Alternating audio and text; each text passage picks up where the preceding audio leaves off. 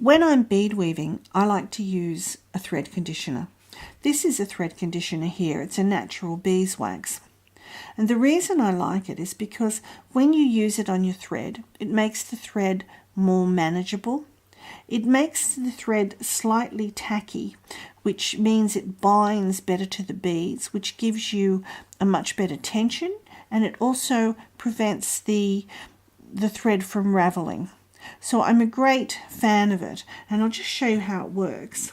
If you see here, this is a Nymo thread, which is a nylon, and if you see the end of it, you can see it's quite, it's many strands held together, so it's very easy for it to unravel, or you can actually split your threads with your needles sometimes.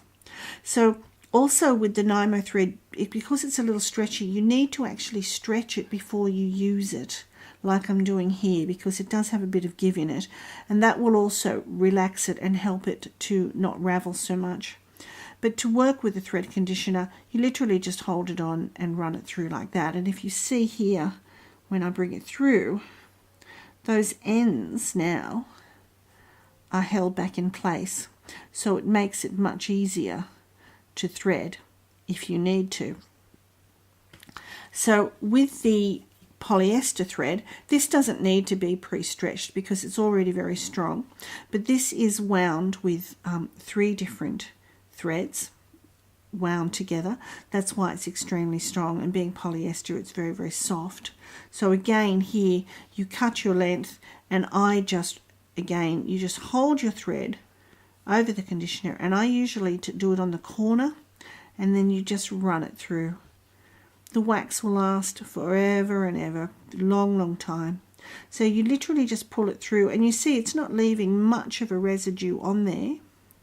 And I usually go over the ends that I have to thread a couple of times. And then it's just that little bit tacky, but it just means it's a lot more manageable and well worth it. And I'll also use it even with a fire line, and I've even been known to use it on illusion cord. It just helps working, and I cannot recommend it highly enough.